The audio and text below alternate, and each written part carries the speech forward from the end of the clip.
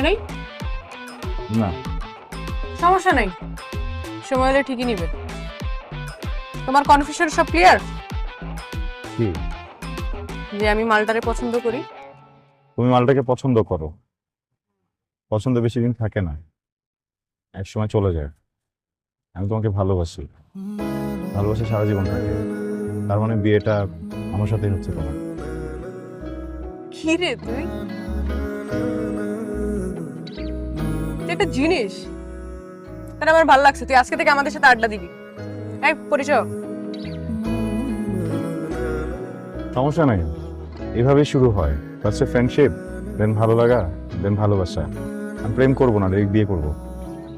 কি রে, কে তুই? হ্যাঁ, এই মালটারে যদি পছন্দ না করতাম আজকে বইটা যাইতাম। সেই পুরাই